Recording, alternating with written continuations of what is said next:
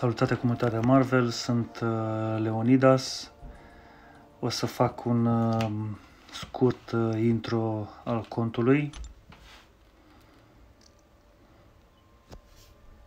Primul meu clip de intro în YouTube, 800 de eroi, 2600 ratingul, Doom, Namor, Fury și Falcon, Top Champions.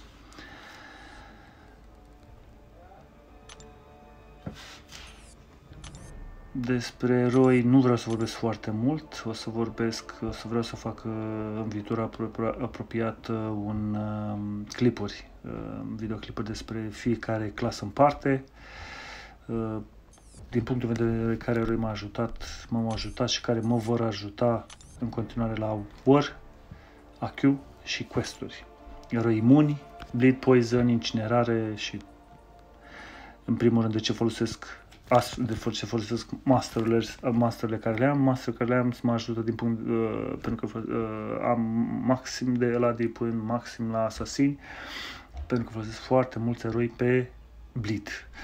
Am folosit suicide în trecut, dar din punctul meu de vedere nu te ajută foarte mult. Adevăr, dai mult damage mult mai mare, dar din cauza recoil pierzi 5% la fiecare SP1, SP2 și atunci la SP3 nu pierzi.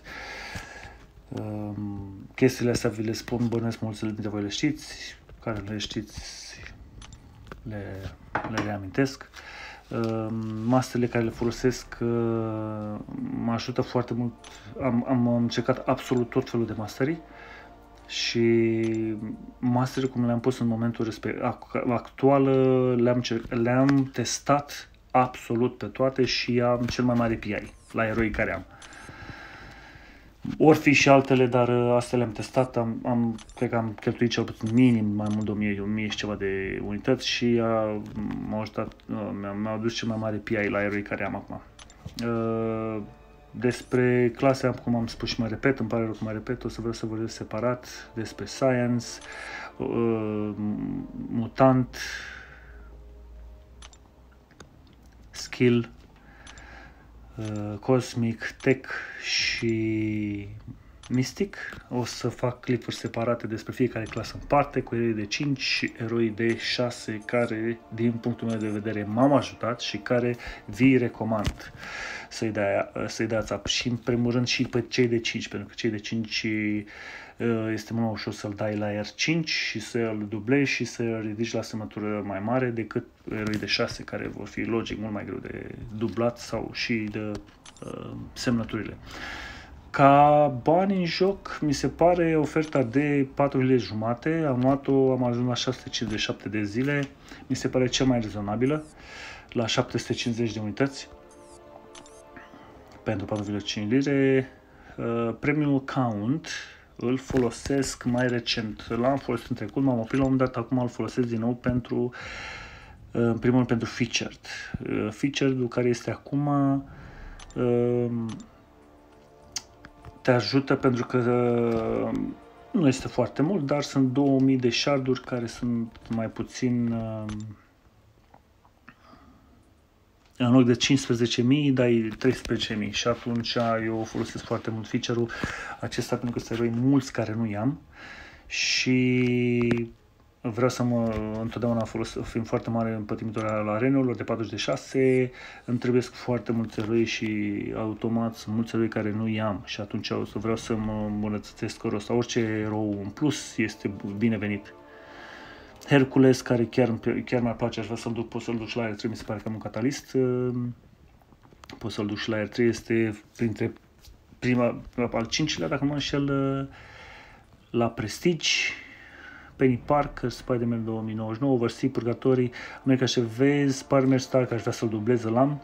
Meduza nu am nici de 5 și Iceman, Human Torch, aș vrea să-l dublez, l-am la R3 de 6. Diablo, Gwenpool, nu am. Spider-Man nu l-am. Venom, Rogue, Thor Ragnarok, aș vrea să-l duc, foarte bun de Prestige. Și Guillotine. Sunt mulți eroi care și atunci o să vreau să-l iau tot featured-ul. Scarlet Witch Sigil îmi place foarte mult. Din această cauză am luat premium account și îl voi lua în continuare până o dublez.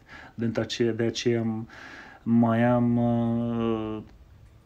am 29 din al doilea și mai îmi trăiesc 130 și o să dublez. Vreau să o duc la R3 și dacă o și dublez, o duc și la R3, o să fie top. O să vreau să folosesc foarte mult pe atac, poate și la Q. În mare, cam atât ar fi prima prezentare. Sper că nu v-am plictisit foarte mult. Vă mulțumesc foarte mult pentru timpul acordat și sper că n-am fost foarte clumsy în ceea ce am vorbit. Un like, subscribe și clopoțelul pentru să vă apară viitoarele clipuri postate. Mulțumesc încă o dată. O zi bună!